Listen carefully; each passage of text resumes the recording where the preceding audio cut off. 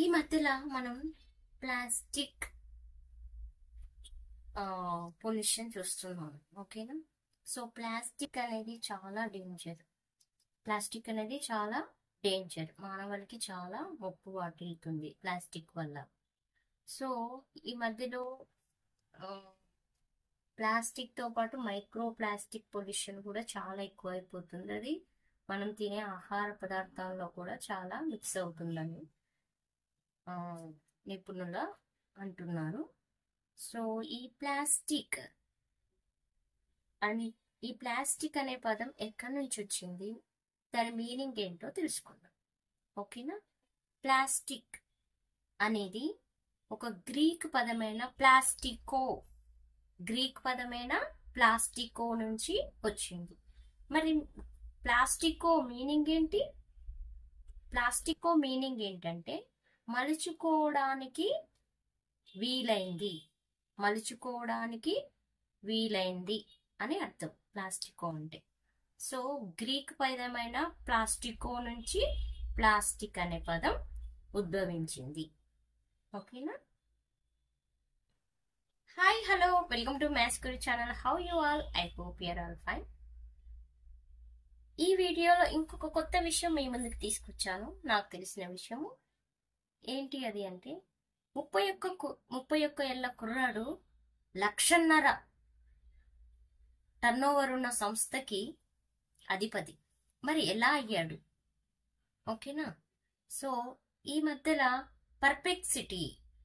Perplexity okay అనే ఒక సంస్థ ఏఐ సెర్చ్ ఇంజిన్ శరవేగంగా దూసుకువస్తుంది. ప్రపంచంలో శరవేగంగా దూసుకువస్తుంది. మరి ఏంటి పర్ప్లెక్సిటీ సెర్చ్ ఇంజిన్?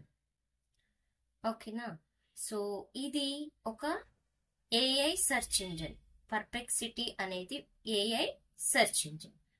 ఎవరు కనిపెట్టారు దీన్ని అంటే 2022లో అరవింద్ శ్రీనివాస్ అనే అతను దీన్ని కనిపెట్టడం జరిగింది. ఎందుకు కనిపెట్టాల్సి వచ్చింది?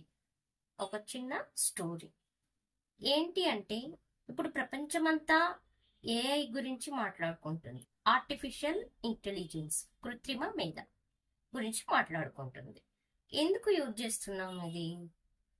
ఆర్టిఫిషియల్ ఇంటెలిజెన్స్ మనకు జాబ్ లో కొత్త స్కిల్స్ ఏమైనా ఇంప్రూవ్మెంట్ చేసుకోవాలంటే ChatGPT యూజ్ చేస్తున్నాము,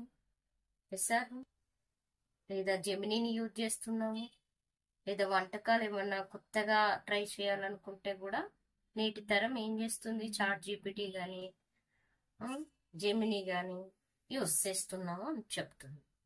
మరి ఈ ChatGPT, జెమినీ ఇచ్చే ఆన్సర్స్ ఎంతవరకు కరెక్ట్? అవి ఎంతవరకు మనకు కరెక్ట్ ఇన్ఫర్మేషన్ ఇస్తున్నాయి అనేది దీనికి డౌట్ వచ్చింది. దానిపైన డౌట్ వచ్చింది. ఇంకా కొన్ని క్వశ్చన్స్ తనకి కలిగాయి అన్నమాట. అసలు ఏంటి అనేసి ఖచ్చితంగా ఇస్తుందా లేదా, ఇంకా కొన్ని డౌట్స్, కొన్ని ప్రశ్నలు అతనిలో వచ్చాయి. సో దాన్ని బేస్ చేసుకొని అసలు ఎలా తెలుస్తుంది అది ఖచ్చితంగా ఇన్ఫర్మేషన్ ఇస్తుందో లేదో అనేది మనకి ఈ లోపాలన్నీ తనకి ఇంకా కనిపించి తనకి టెక్నాలజీని ఏమనలేం కదా. సో ఆ లోపాలని తను ఒక అవకాశాలుగా మార్చుకొని దాని మీద పరిశోధన చేయడం స్టార్ట్ చేశాడు. అప్పుడే ఇది పర్ప్లెక్సిటీ అనే ఏఐ సెర్చ్ ఇంజిన్ ని కనిపెట్టడం జరిగింది 2022లో. ఓకేనా? ఇప్పుడు అది 2.5 లక్షల టర్నోవర్ ఉన్న సంస్థ అన్నమాట. ఓకేనా? ఇదండి అరవింద్ శ్రీనివాస్ సాధించిన పర్ప్లెక్సిటీ ఏఐ సెర్చ్ ఇంజిన్. ఇది ఎందుకు యూజ్ అవుతుంది? మన పిహెచ్డి చేసే వాళ్ళందరికీ ఇందులో ఖచ్చితమైన ఇన్ఫర్మేషన్ దొరుకుతుంది అన్నమాట. ఓకేనా? ఈ వీడియో కనుక మీకు నచ్చినట్లయితే లైక్ చేయండి, షేర్ చేయండి, కామెంట్ చేయండి. ఓకేనా? సో మరొక కొత్త విషయంతో మరొక వీడియోలో మీ ముందుంటాను. Thank you.